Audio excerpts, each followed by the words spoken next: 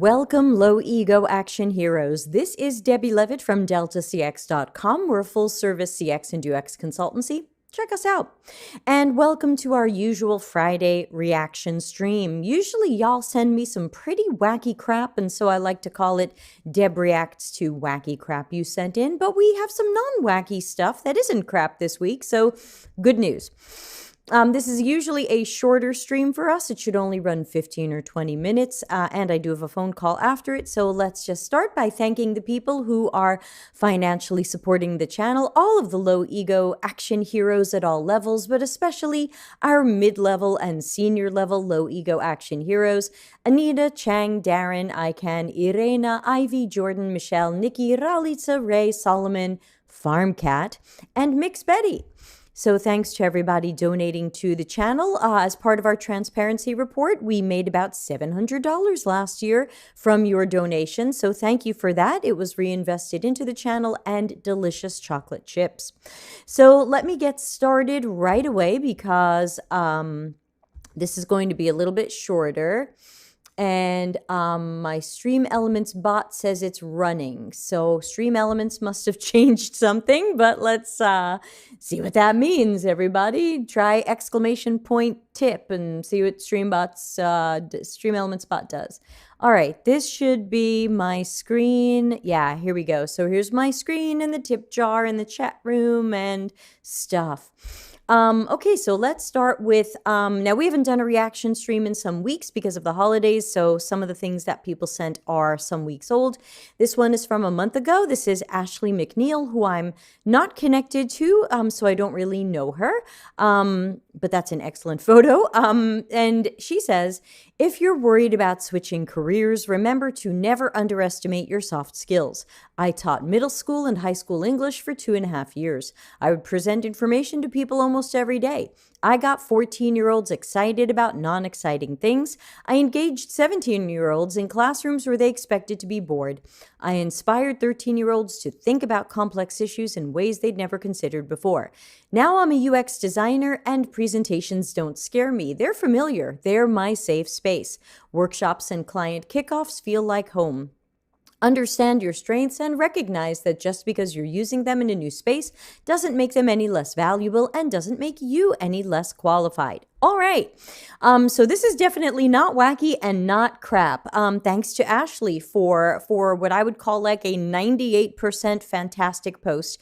I think the only thing that I would add here is just that while I totally agree with her that there are many sometimes called soft or personal skills that can translate from job to job and career to career and industry to industry, that sometimes some of these don't necessarily make you more qualified. Before working in UX, I worked in the music business. Working in the music business did not make me more qualified to work in UX or run my own agency or make a website. However, working in the music business helped me develop or utilize some of my natural personality traits that also work well for UX. So it's still your strengths and it's still your selling points, but I would not necessarily say that I was a more qualified UX designer because of that experience, but I would say that I certainly had maybe more than the average bear to offer a company because I had this other career experience and these other personality traits. So thank you, Ashley, and find Ashley on LinkedIn and give her a follow. This is a long one, and I'm not going to read all of it, but this is Janish. I am connected to him, but I don't know him, so a bit of an unknown. But let's see. Over fetishization of being the problem solver / innovator dominated interviews of 2021, while design thinking, empathy, user-centered approaches did its rounds in previous years. Most of the design interviews of 2021 started with candidates introducing themselves as problem solvers or innovators. The more inexperienced the candidate, the higher the confidence they showed in such opening statements. Now, of course, we call that the Dunning-Kruger Effect. It's where people are not good at self-assessing how good they are at a skill because it turns out they're not good at the skill, and so they don't have a good sense of what being good at it looks like. They assume that they are. Now, I'm skimming through this, and my question is, what is his point? Because I think the best way to approach this is if you are interviewing someone and they say, I'm a problem solver, I'm an innovator, I say just ask a follow-up question. Tell me about something you innovated. Tell me something that you invented that was never before seen or not being done. That is the dictionary definition of an innovation. It's an invention. It's got the Latin root nova in it, which means new. So it's something totally new. It's not an evolution, it is a revolution. So I would say, what have you innovated? Do you have a patent? If someone says, I'm a problem solver, I say, great, tell me more about that. How do you go about solving problems? How do you find problems or determine problems? So I think because of Dunning-Kruger, it's going to be hard for the people this person is speaking to recognize that he's speaking to you. So I would just say, if you see yourself as a problem solver or an innovator, I guess you can say that, but be prepared to answer follow-up questions about how. How are you a problem solver? How are you an innovator? Because many of us are not innovators. Many of us are just doing something good. And that's okay too. You don't have to be an innovator. All right, let's move on. This is an oldie from Interaction Design Foundation, who many of you know I run hot and cold with, though more cold than hot. This was something they took from somebody else. This is David Sherwin and Justin McGuire's UX leadership model, where basically they're trying to say the difference between an apprentice, a skilled practitioner, a master craftsperson, a design manager, and a design leader is these things. You're looking at a triangle model here, and they're saying an apprentice is really doing tactics, a skilled practitioner is more about process, a master craftsperson is about dynamics, which they call managing, inspiring, vision, problem solving, and selling. A design manager is about strategy, competitive intelligence, and multi-domain experience. And then a design leader seems to be, I don't know what that is, a quark, a black hole, an exploding star. Hey, farm cat, you're a turd polisher. I don't think of you as that, but where are you in this triangle? Hey, Chihuat, I'm a remixer. Yeah, what is that? I like that. Do you have a turntable, 2 turntables and a microphone? So I think, to me, I would have to say I disagree with this. I believe that even an apprentice should be able to do some process. They should be able to have some business writing skills or be developing them. They should be able to do a presentation, though always getting better. They probably don't have to manage a project, but I always tell them, start looking at how long it takes you to do things. Start looking at your timing and keeping track of your timing so you can get better at estimating your timing for projects. I don't think that it takes a design manager to have multi-domain experience, especially the post we just saw from Ashley, which remind us that many of us do have multi-domain experiences. Many of us had careers before UX. And so I don't think you have to be a design manager for that. But though, again, from this triangle, I don't know what they mean. Farmcat says, I'm a porcine cosmetologist. Yes, for sure. Lipstick on pigs.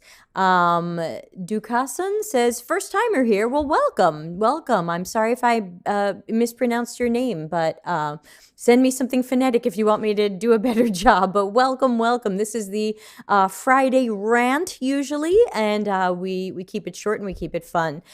So ultimately, this isn't IDFs to begin with.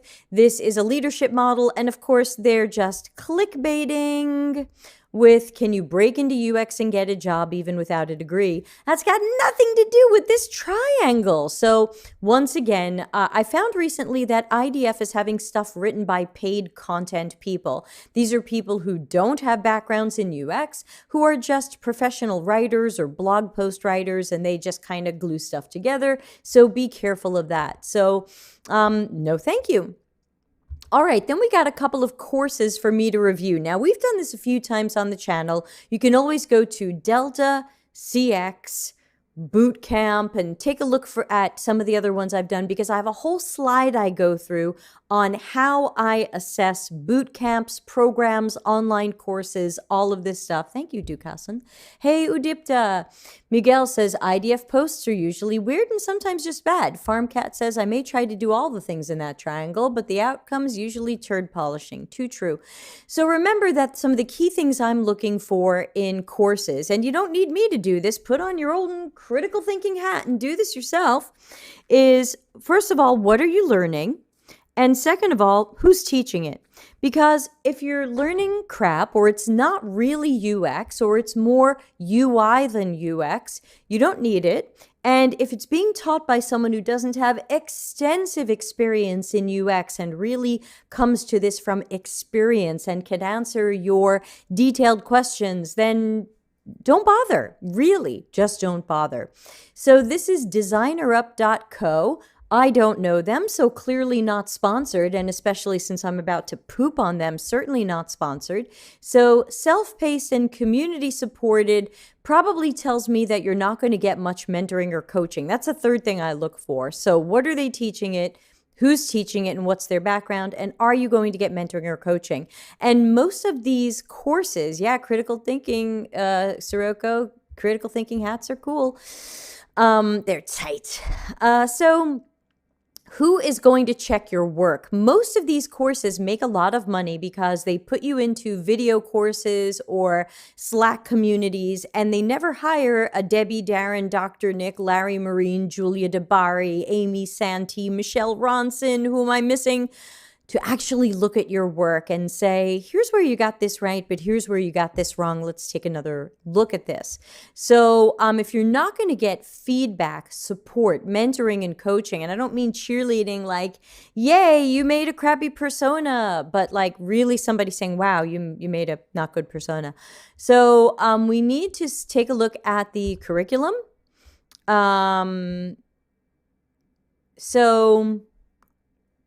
Looks like we're going to talk about MVPs, how to think and communicate. Oh no, design thinking, systems thinking, business thinking, product thinking, marketing thinking. Well, I'm already going to give this one a no. I don't care if it has good reviews. I don't care if you get a free Figma license for 72 minutes. I'm not interested. I don't think this is worth it. Oh yeah, this person came to our Slack channel and started spamming people. Yeah. So this is why I think it's really important to go to LinkedIn and look people up to see where their experience is. So chances are she sent this in hoping that I would promote her or whatever. But ultimately, I recommend against this course, and I certainly didn't appreciate her coming by to the Slack channel and plugging it without being approved. So, looking at her history, she is a WordPress developer. So you have to decide, do you want to learn whatever UI UX is from a WordPress developer? She has 1.5 years as a UI designer, UI UX designer, web designer, which to me says web designer. She's web designer, UX, UI UX. I'm sorry, let's not confuse these. And mostly visual designer. So maybe this is someone who can teach you something about visual design, but there's nothing here that tells me this is going to be somebody strong in UX. Maybe she is, but I certainly don't appreciate her coming by and spamming our channel. So even for $497, I'm going to say you can skip this, especially when we're going to start by acting like all of these thinkings are really different. I mean, can you do these thinkings at the same time? Do they have to be done in order? I'm so sick of this stuff. So moving on to Parsons. Parsons is a well-respected college in New York City, Parsons School of Design and the new school. Now, that doesn't mean that this course is any good. It just means that Parsons is respected, but I don't know if this is a good course or not. So Foundations of UX. Again, I can't tell what they're teaching, so I don't know. Project planning and research, a little early to teach that, because if you don't know what a UX project looks like, how are you going to plan it? Designing for users, visual designing, testing and feedback in whatever new territories is. And then I looked at who was teaching it, and I didn't see a UX designer among them. I saw brand, I saw product manager, I saw creative director, who's usually a visual designer. I see technologist, and then one product designer. So my opinion of this is I am not sure that this would not be something I would recommend, because I'm not sure that this is a strong course taught by the right people. So moving on. I was sent by about 1,000 people the new product design course from Dribbble. Now, of course, when I think of Dribbble, I think of UI and visual design, or branding design, brand design. I definitely do not think of UX. And product design is supposed to be UX and UI, but of course, I tend to see product design as UI over UX with barely a thought to UX. So, this person says weekly live and interactive sessions with your design mentor. Is that one-on-one? Are they giving you tough love feedback, or are they just being your cheerleader? I am always against when boot camps use these numbers to sell you, because they are misleading. That is an average salary for product designer in larger cities at probably at 4 years of experience or higher.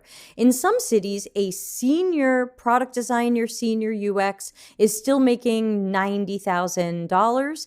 And so this is probably a higher level job in a larger US city. This may or may not be what you make, and it's definitely not a starting wage. But is there anything here that would tell you this is not going to be your starting wage? I've seen starting wages for product designers at $40,000, $45,000.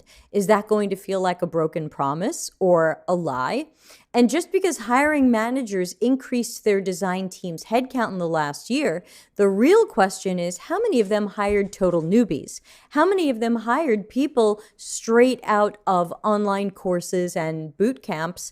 Or were they hiring seniors and leads? So this seems like slippery numbers that, with critical thinking, we would ask a lot of questions about.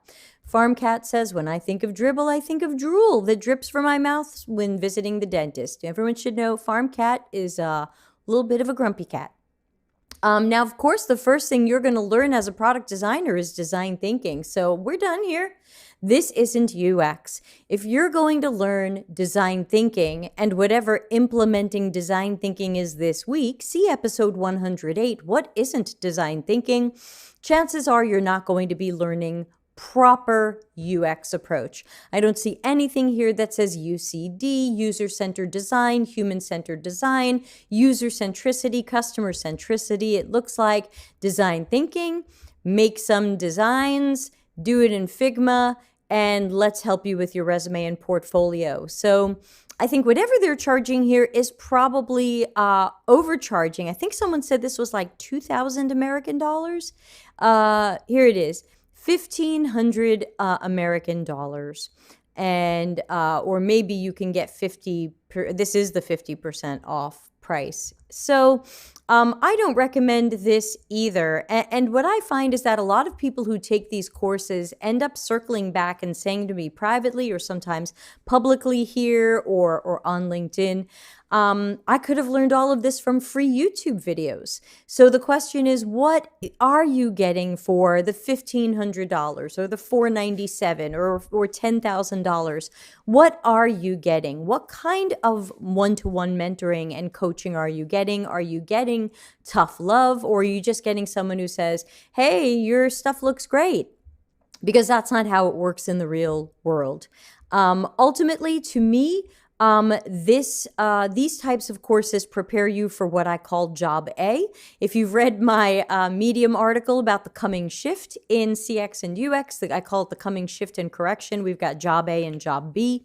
And job A are people who are, hey, let's do something together while we're here. Let's jump into my YouTube account. So job A are the people who are going to end up production designers, and I don't think we can call them product design. We're calling them product designers, but they're really production designers. They know how to use Figma, and let's block this person. Goodbye. They know how to use Figma. And, but do they have any process? Are they doing any good UX processes or approach? Let's see, here we go, back to me. Hello. So I think that, it's setting up a very different future. If you're hanging out on this channel, you probably want job B. You want to be a problem finder, a problem solver. You want to be a great researcher or use great research data from someone else to do your architecture and designs. You don't want to be a production designer. You don't want to just be the Figma pair of hands that does a little design thinking and really cares about users because you have so much empathy for users, and you're just going to get some wireframes out quickly. So let's see. Festus is here. Good to see you again. Better off buying quality books. The problem is hiring managers want to see a certificate. Maybe where you live, but I find that in most of the places where I live, the certificate is meaningless. Most people do not care if you have a certificate in North America and parts of Europe, because we know that you probably got that certificate from answering a multiple choice question or just by taking a course without anybody actually assessing your work. It's why I give certificates of completion for my Acture course. I didn't assess if you're any good at Acture or not. I can only say you took the course, you completed it. I can give you that certificate. So there's that. Dukasan says, anyone who's already giving you a discount price, it's crap. Yeah, if you start out with a discount, that's a little bit tough. Obviously, someone has done that for perceived value. The idea is that you should imagine that this is really worth $3,000, but we're going to give it to you for this other number. But I think that that's tough. If this is a brand new course, which I believe it is, and you're already claiming a 50% discount, that tells me it's probably got low interest. And let's face it, if you want to learn design thinking and if you want to learn fake UX, you can take Google's Coursera course, which of course we recommend against here on the channel. We did an entire show on it. Go to Delta CX Google course, UX course. If you just search for it on YouTube, you'll find it. Thank you, Dukasan. Thanks for subscribing here. And Siroko says, get books. Yes. Farmcat says there's no shortcuts to any mastery or competence in life. Very true. Miguel says recruiters want practical experience as well. Yeah, so ultimately, again, if you just want to learn design thinking or fake UX on the cheap, there's plenty of YouTube videos that would be thrilled to teach you that for the ad revenue. And there's plenty of Udemy courses. There's Google's Coursera course, which if you can finish in a month or two will be very inexpensive for you. You do not need $1,500. I mean, gosh, if you had $1,500, I would sell you discounted 20 hours of private coaching. You could have 20 hours with me for any reason, checking your work, teaching you stuff, helping you privately. You can have 20 hours with me, or you can have a design thinking course with whatever from Dribbble. Elena says, there should be a book called Fake UX with all the wrong ways to do user research. I think I already have that in its entire chapter in my Delta CX book. Sheer says, the man that is presenting the Dribbble course has a YouTube channel. He's focused on UI, but nothing about UX. So there's no way the course has something with UX. Sure, that goes with what I just said. Thank you to Sheer, who we know is a great critical thinker. All you have to do is look the person up on LinkedIn and say, how much does this person know about UX? Are they qualified to teach UX? Let's face it, I am completely unqualified to teach UI in the sense that if the definition of UI is visual design. If the definition of UI is visual design, branding, typography, color, I'm completely unqualified. There is no way that you should should take a course from me on that if I accidentally made one. I'm completely unqualified. If you look through LinkedIn, if you look through other things that have my name on them, you will see nothing about visual design or art school or any of those things. I'm completely unqualified. So, and that's okay, but it means be a critical thinker. Ask questions. Take a look at this. Ask yourself, to me, one of the best critical thinking questions is, what are the possible outcomes? What are the possible outcomes that you spend $1,500?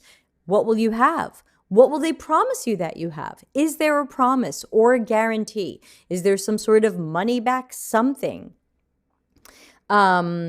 Ducassen says, specifically course prices that end in 7, like 97.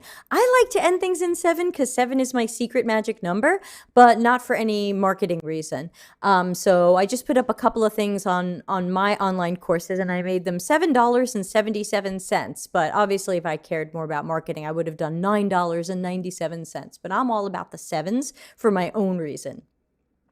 FarmCat says, find an HCI program at a university, look into the programs, find the classes, contact the professors, and ask what textbooks they use, then get those books. Yeah, chances are you're going to be reading Don Norman's Design of Everyday Things, Don't Make Me Think, Jesse James Garrett's book, which I know is still suggested in some of these courses. So, yeah, there you go. So reaction stream is supposed to run 20 minutes, and we've run almost 30 because we all got into a conversation here. But thanks to everybody for joining. Don't forget you can subscribe here on the YouTube channel, and the deltacx.com/links page will answer all of your questions, like how do I ask a question for Oh, thank you, Sheer, for becoming a member. We'll have to put your name up on the screen. This link will tell you all the things, and like how to enter our giveaway, and how to get coaching from me, and pretty much whatever, how to join our free Slack channel. So all the things, you can find them here, deltacx.com/links. Don't forget, we now have a new playlist here on the YouTube channel where I've put up 13 hours of Acture courses for free. I want everybody to learn Acture.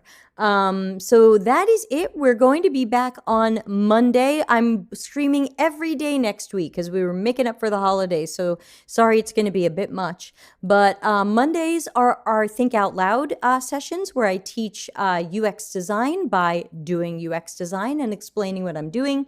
Tuesday is Office Hours Ask Me Anything, though this is the second Tuesday of the month, so Darren and Dr. Nick will be joining.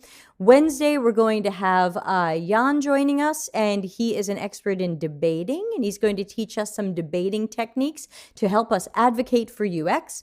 Thursday is a bonus show. It's a micro lesson on research note-taking strategies with Michelle Ronson. And then Friday the 14th, we're all back here again for Reaction Stream. If y'all send things in, link is here. If I don't get anything for the reaction stream, we'll just cancel it. No reason to see me ranting at nothing. But that will be the schedule. So I hope everybody will have a super safe and happy weekend.